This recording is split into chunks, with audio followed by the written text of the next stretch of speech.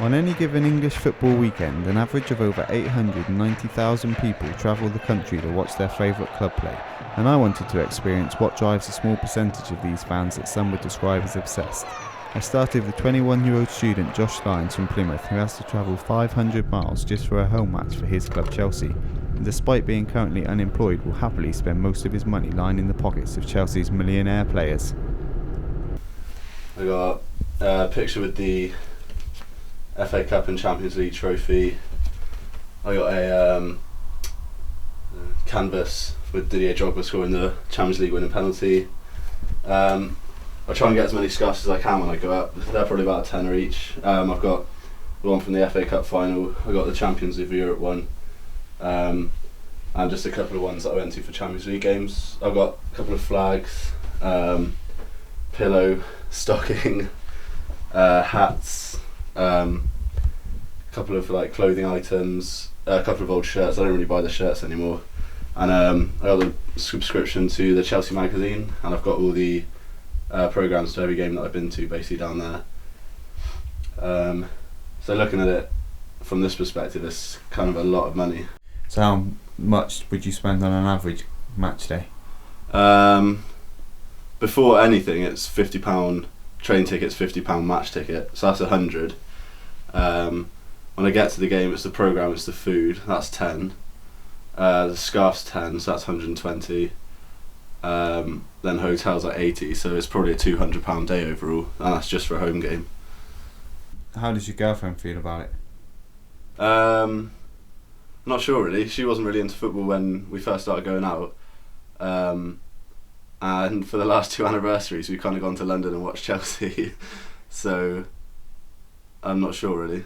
I think she's okay with it, but I'm not sure she's anywhere near as into it as I am basically. Not really. I wouldn't call myself a huge fan. I do like watching football, and I've been to a few games with him, and it's been really good fun, but yeah, no, I wouldn't say I'm a huge fan. Do you think if you and Josh weren't together you would still follow Chelsea, or...? Probably not. I call her a fan. I always say that she's a Chelsea fan, but yeah, I think so, yeah. Looking at the amount of stuff you've got here, would you say it was quite reasonable to look at that as quite obsessive? Yeah, I think if you're a true fan, I think obsession is definitely what it is. Like, I'll go on the website every day, I'll look at tickets every day, results, fixtures, I'll go on the forums and like see what everyone's saying. It's definitely obsessive. I travelled to Marjon University to speak to Associate Dean for Sport, Dr. Ian Jones, about football fans. A lot of the academic research shows that, you know, the reason a lot of people attend sporting events is simply because they're entertained by them. And that sense of entertainment, that sense of theatre, that sense of drama, of being there, which I don't think you'll get from mediated sport. I think that sense of actually it happening at the time, you seeing things as they emerge.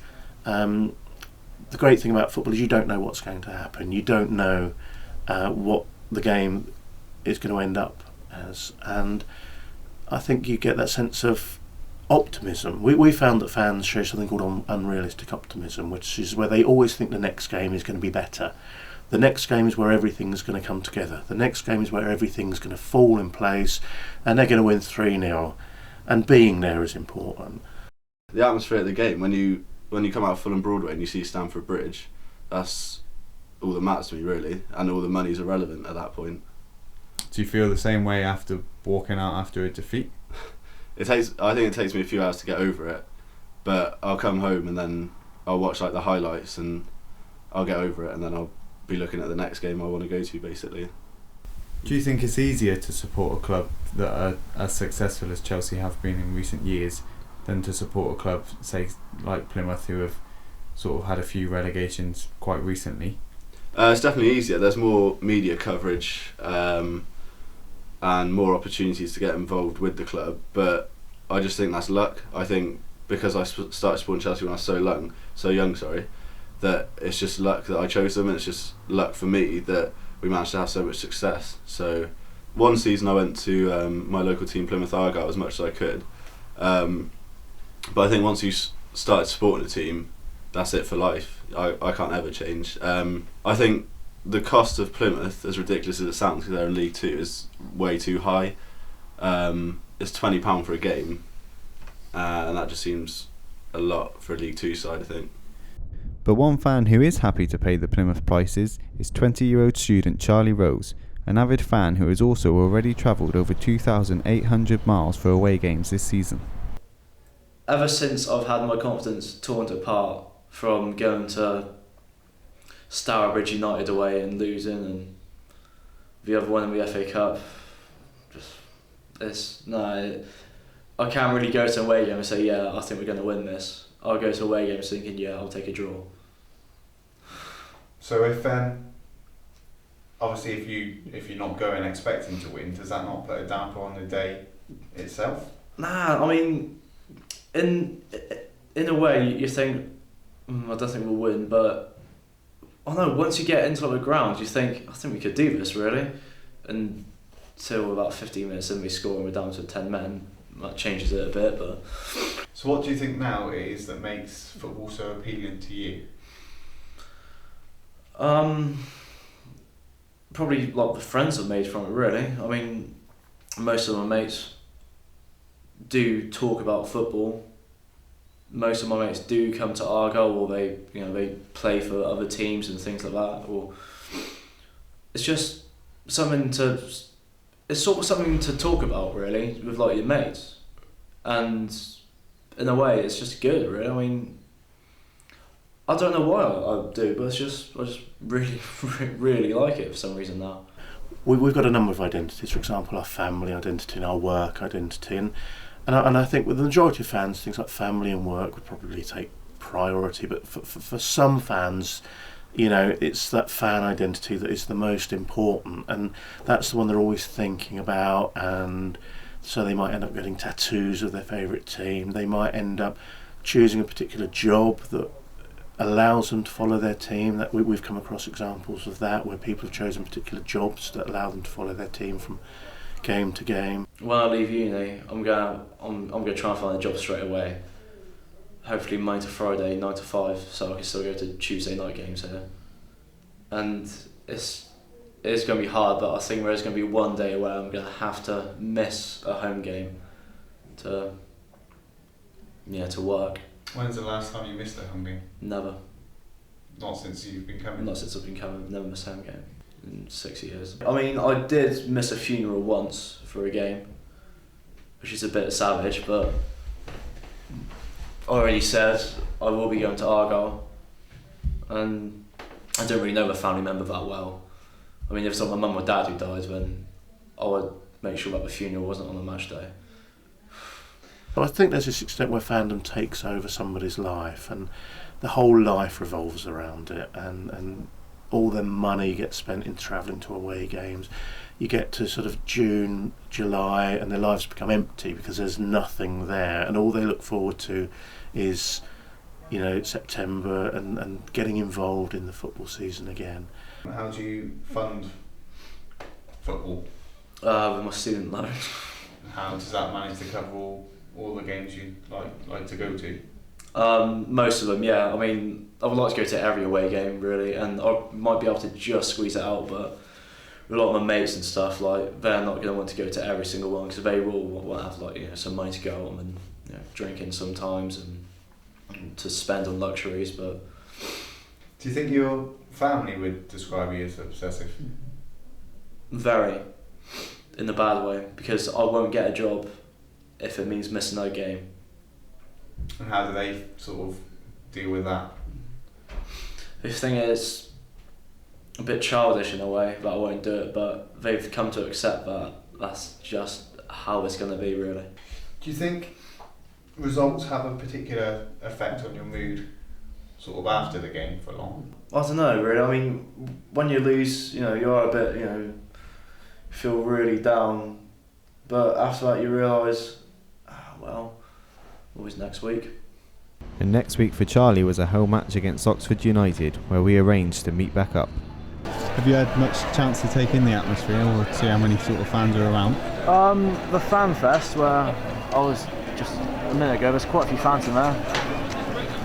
Yeah, and also on Twitter, there's a lot of like everyone's retweeting and tweeting and stuff. So there's quite a lot of hype about today, and obviously away fans are arriving and all getting ready to take their seat and stuff. And yeah, I mean, as like the day draws closer to the kickoff, like people get more and more excited. So yeah, should be good. And then I just got to get my drum from the club reception, and then have a quick cigarette, and then off into the game. What's the drum for? It's to create a better atmosphere at the club, really, because since we've been relegated a couple of times, the atmosphere has kind of gone like you would expect from any other club, really. So it's just there to mainly just raise the noise levels a little bit. And inside the stadium, it soon became clear how pivotal the drum was to the atmosphere.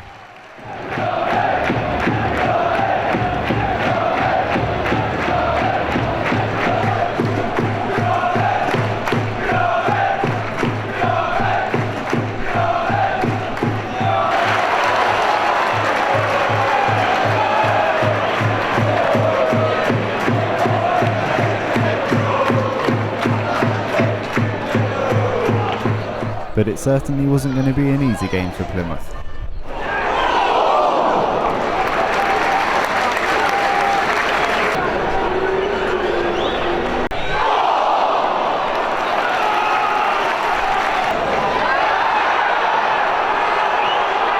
And ultimately, it ended in defeat.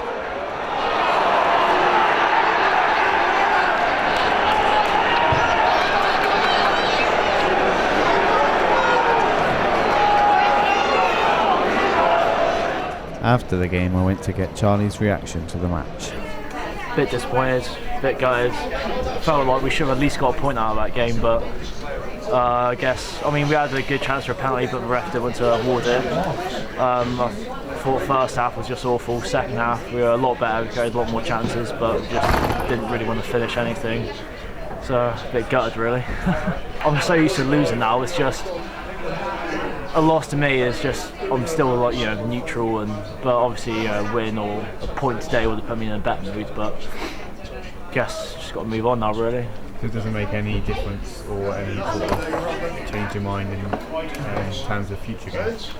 Not in future games, no. I mean, obviously we'll feel a little bit disappointed with a draw if we did actually get one. But since we lost, then I'm a bit down. But it's only going to be for about 30 minutes at that, then I'll just go to normal, really. So you definitely still plan on making an appearance in the next game? Definitely, I guarantee that. I've already got my away ticket. And where are you heading to? Northampton. When's that? Week today. Week today, and this result had no bearing on whether or not you're still doing it? Not at all. Right, brilliant. Thanks very much. Cheers, mate. Cheers, mate. As Charlie prepared for a 500-mile round trip to Northampton, I arranged to drive Josh 400 miles from Plymouth to Reading and back for a Chelsea away game.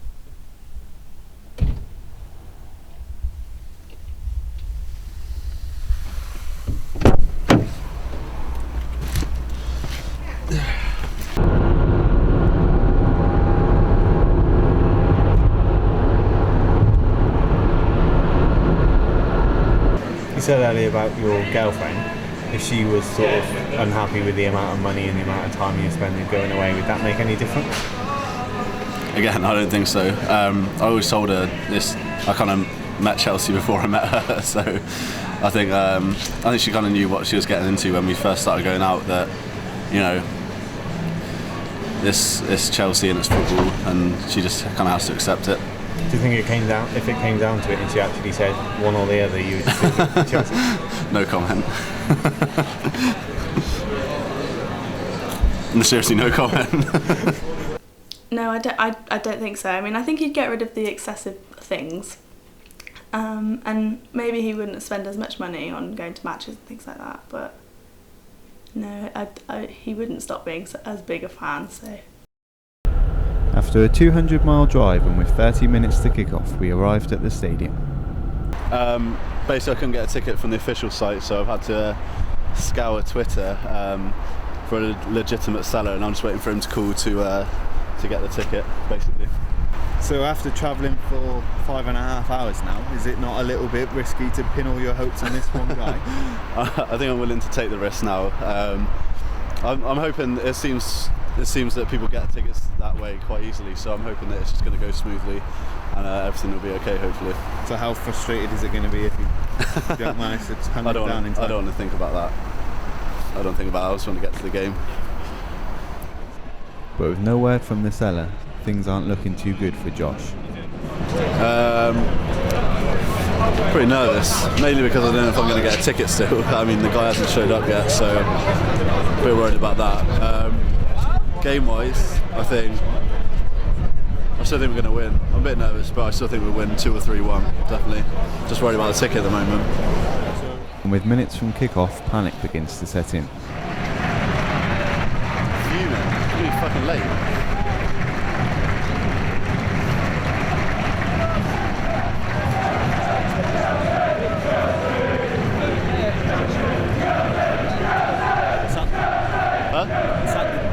It's kick-off and I haven't got a ticket. That's what's happening. Anywhere? Huh? Anywhere? I think he texted like a minute ago, but no, apparently he's running to the ground, so this could be him in a minute. Is your phone ringing?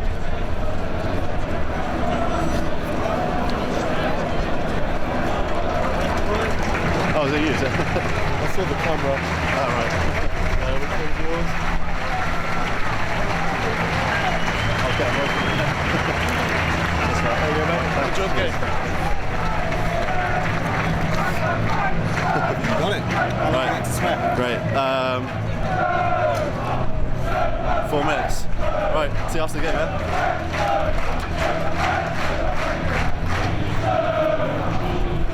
With Josh now happily inside, Chelsea get off to a great start.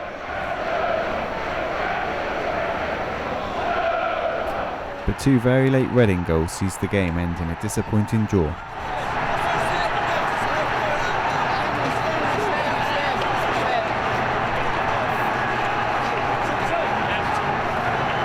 Stay a minute.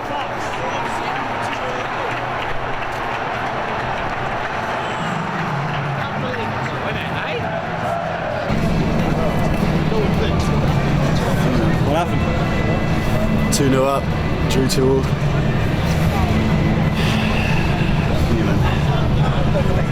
How are you feeling?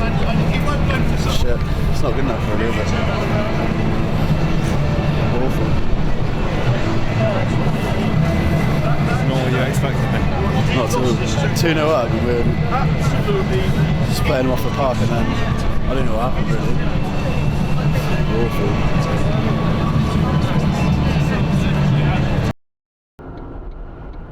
After a little time to reflect, we stopped off at a service station on the way home to discuss the match. Obviously the result wasn't ideal, but I think the atmosphere once I was in there was probably definitely worth the trip actually, yeah. I don't know, it wasn't great. I mean, again, only one of the players came to thank the fans, and that was Frank Lampard, and it's just a bit disheartening really. But the atmosphere was good, so I'd say it was worth it, yeah. During games like this, does it make you sort of question at all why you fell in love so much with the sport? I think sometimes when that second goal goes in on 94 minutes, I think you question it. But I still think the good always outweighs the bad. I mean, the atmosphere throughout was really good. I still enjoy myself. Obviously, the result wasn't ideal, but I'll always love football, and this is always how it's going to be, I think, ups and downs. I was truly surprised at the level of loyalty I had seen from both Josh and Charlie after experiencing such disappointing results, especially as Josh was already discussing plans to travel over 800 miles to an away game in Newcastle in just 3 days' time.